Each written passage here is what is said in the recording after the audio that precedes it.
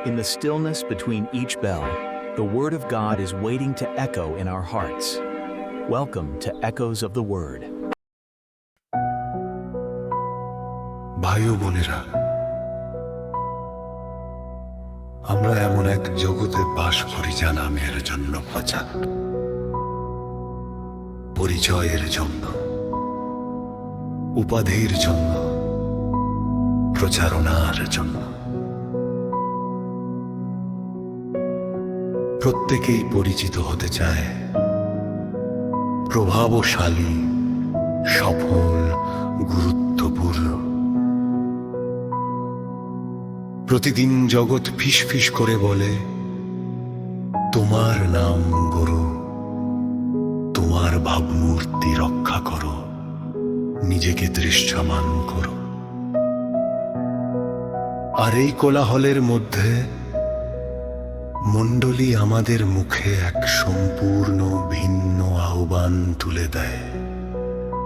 দেখো, ঈশ্বরের মেষশাবক, যিনি জগতের পাপ হরণ করেন। আমাকে দেখো না, বরং তাকে দেখো। আমার নাম মনে রেখো না, বরং সেই নাম গ্রহণ করো যা মুক্তি দেয়। জর্ডান নদীর তীরে যোহন বাপ্তাইজক যিশুকে তার দিকে আসতে দেখেন। তিনি অনেক উপাধি বেছে নিতে পারতেন, রাজা, মসীহ, নবী, কিন্তু আত্মা তাকে একটি শব্দ দেন, মেষশাবক। একটি ছোট শব্দ, একটি দুর্বল শব্দ, একটি ঝুঁকিপূর্ণ শব্দ। এটি আব্রাহামের পাহাড় বেয়ে ওঠার স্মৃতি বহন করে, এই বিশ্বাসে যে ঈশ্বর নিজেই বলিদানের ব্যবস্থা করবেন। এটি নিস্তার পর্বের রাতের স্মৃতি বহন করে, যখন দরজার চৌকাঠে লাগানো রক্ত একটি জাতিকে দাসত্ব থেকে রক্ষা করেছিল। এটি মন্দিরের দৈনন্দিন রীতিনীতির স্মৃতি বহন করে, যেখানে একের পর এক মেষশাবক উৎসর্গ করা হতো এমন পাপের জন্য যা কখনো শেষ হতো বলে মনে হতো না। এবং যোহন বলেন, এই তো তিনি। অবশেষে সেই মেষশাবক যা ঈশ্বর নিজেই সরবরাহ করেছেন। এই মেষশাবক চিৎকার করেন না, তিনি আমাদের দিকে হেঁটে আসেন। তিনি ক্ষমতা গ্রহণ করেন না, তিনি নিজেকেই দান করেন।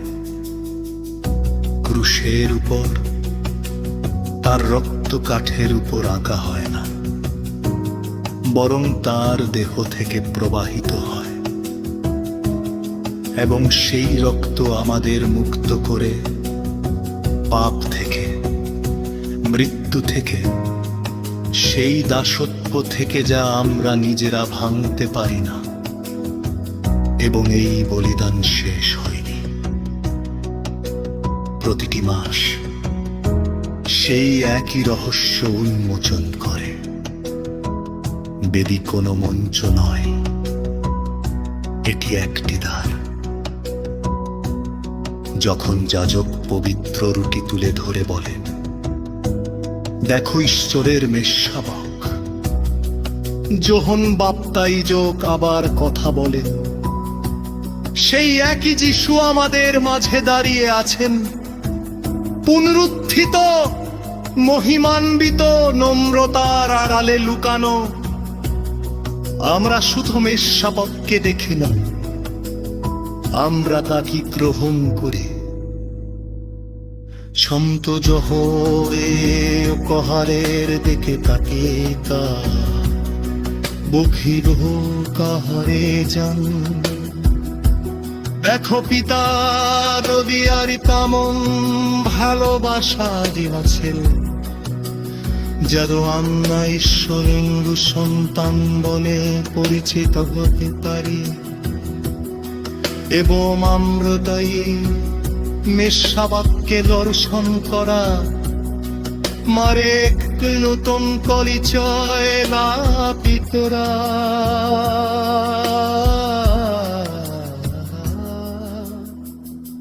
বৈশ্বিকময় সত্তা এবং সন্তানেরা পিতার মুতক দেশর করে পানি জুহন স্পষ্ট হারে বলেন,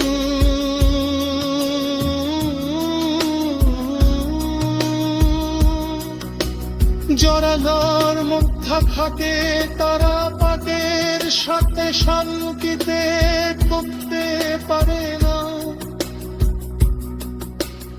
এই কারণে নাই দে তারা কখনো পতিত হয় না, বরং এই কারণে যে তারা জীবনে থাকতে চাবে না।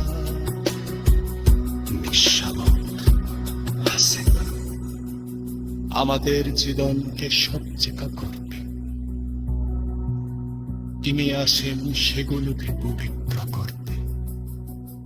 যোগ্য ঋষি কোন সান্ত্বনার পালিয়ে নয়, এটি একটি চেককে। মোশাবককে গ্রহণ করা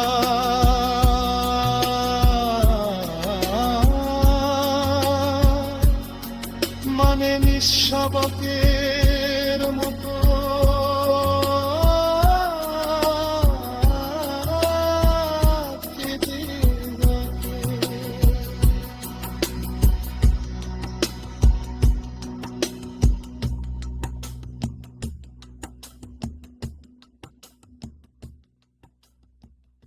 Thank you for praying and reflecting with Echoes of the Word.